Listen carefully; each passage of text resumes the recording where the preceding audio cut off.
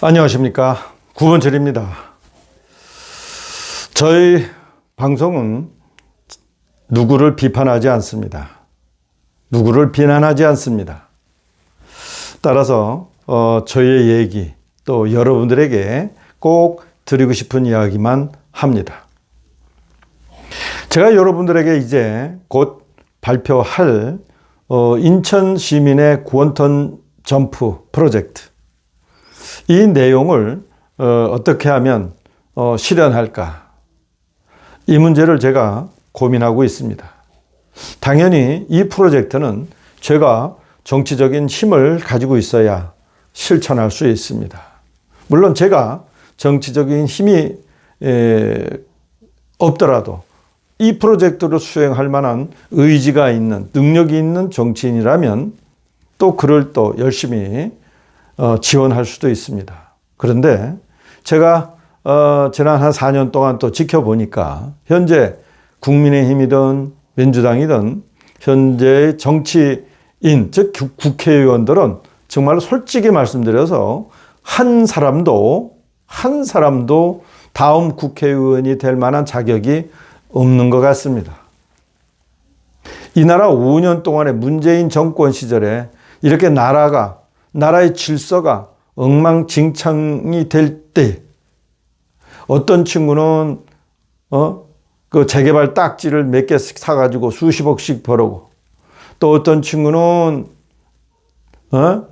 또 이것저것 부동산 투기하고, 어떤 친구들은 코인 투자하고, 그것도 회기 중에, 그것도 장관 수행 중에. 자, 이렇게 국민의 녹을 받는다고 위치에 있는 사람들이 자기의 주머니를 채우는데 급급하다면 그 사람은 정치인으로서는 자격이 없는 것입니다. 내가 국회의원 4년 시절에 몇십억, 몇백억 예산을 따온 거, 그게 무슨 대수가 되겠습니까? 남들이 한데 갈 돈을 내가 뺏어왔습니까? 그러면 그 남들은, 다른 시민들은, 다른 국민들은 뭐가 되는 겁니까? 도대체. 그렇게 남들보다 많이 예산을 가져오는 게 그렇게 잘하는 정치입니까?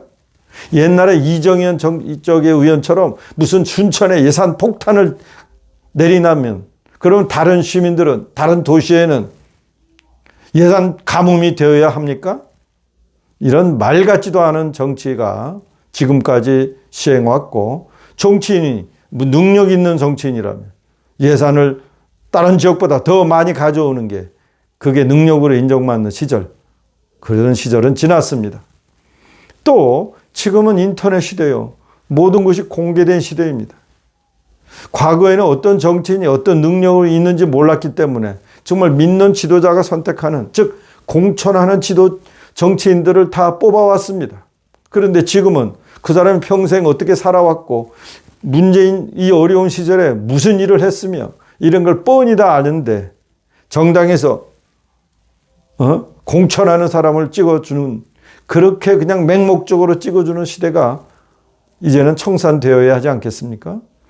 제가 여러분들에게 아마도 다음 주 정도에 공개적으로 저의 계획과 그 구체적으로 제가 실천할 내용을 이제 그동안에 자세하게 말씀을 드렸지만은 그걸 정리해서 이제 언론을 통해서 발표하겠습니다. 제 프로젝트는 제가 참 오랜 기간은 아니지만 이 정치에 대한 어떤 의지를 가지고 생각하면서 고민해서 만드는 겁니다. 자, 그렇다면 제가 지금 만든 것이 실천 가능성이 없을까요? 아니요. 제가 만일에 정말 솔직히 말씀드려서 국회의원이 된다, 그러면 저 정도 프로젝트는 얼마든지 실천할 수 있습니다. 왜냐하면 이것은 인천만의 프로젝트가 아니기 때문입니다. 경상도는 경상도의 프로젝트가 있을 수 있고, 전라도면 전라도의 프로젝트가 됩니다. 따라서 각 시도가 자기가 가지고 있는 자원을 100분 이용해서 그 소속되어 있는 도민들이나 시민들의 개인 삶을 풍족하게 만드는 프로젝트, 이거야말로 샘플 프로젝트입니다. 구본철이가 여러분들에게 소개할 이 프로젝트는 그래서 표본 프로젝트입니다. 만일에 인천 시민만을 위한 프로젝트라면 당연히 수행하기가 어려울 수도 있습니다. 분명히 말씀드리자면 이것은 남들보다 2년, 3년 앞서서 수행할 수 있는 정말로 스페셜한, 특별한 프로젝트입니다. 정책 특허가 나온다고 하면 이건 특허를 맞을 만한 내용입니다. 인천 300만 시민의 각각의 삶을 관심 있게 보고 이 시민들의 삶을 어떻게 하면 풍족하게 할까? 이 문제를 정말로 아주 구체적으로 기획하고 내놓는 정치인이 있으면 여러분 말씀해 주시면 감사하겠습니다. 이제 정치인은 지도자가 또는 정당 대표가 공천한다고 눈 감고 찍을 때가 아니지 않습니까? 이제 찍지 못할 수 있도록 제가 여러분들에게 말씀드리겠습니다. 그저 국민의힘이 찍으니까, 민주당이 싫으니까 국민의힘, 국민의힘이 싫으니까 민주당, 이런 식으로 누가 싫으니까 뽑는 시절이 아니지 않습니까? 그거는 주권자가 할 일이 아니지 않습니까? 제가 여러분들에게 지금 제시하는 거, 삼성 파운드리 반도체 주식 10,000주씩 드리겠노라고, 현대 수소 주식회사 주식 2,000주씩 드리겠노라고, 이건 현실 가능한 얘기입니다. 현실 가능한 얘기입니다. 더군다나 만일에 영종에 쓰레기 하치장이 들어온다, 또는 영흥도에 그야말로 발전소가 들어온다, 그러면 그 지역 분들은 또 혐오시설을 수용하기 때문에, 물론 일부 다른 지역도 마찬가지입니다. 그분들에게 당연히 프리미엄의 어떤 혜택이 주어져야 되는 건 너무나 당연합니다. 말하자면 원자력을 갖고 있는 경상도 주민들이 그만한 혜택을 받는 건 마찬가지입니다. 다른 지역에서 경상도 주민들이 원자력 시설을 가지고 있는데 뭐라고 해야 될 이유가 어디 있습니까? 왜 경상도 주민들이 자기가 그렇게 위험하다는 원자력 발전소를 쥐고서 안고서 가족들을 대대로 이어가면서 그 시설을 유지하는데 왜 전라도가, 경상도, 충청도가, 서울 시민들이 왜 반대합니까? 자, 이런 상황에서 경상도는 그렇다면은 원자력 발전소는 킬로와트당 61원입니다. 경상도에 있는 공장들에게는 100원씩 받고 나머지 외부에 나가는 전기료는 200원씩 받는다면, 그러면 경상도 주민들에겐 커다란 이익이 됩니다. 경상도 주식회사가 되는 것이죠. 인천도 마찬가지입니다. 그래서 영흥도에 석탄 발전소를 폐지하고 LNG 발전소를 짓는다는 것조차도 폐기해야 된다고 제가 말씀드리는 겁니다. 영흥도에 LNG 발전소를 폐지하고 양자에너지 발전소를 건설한다면 그것 또한 61원짜리입니다.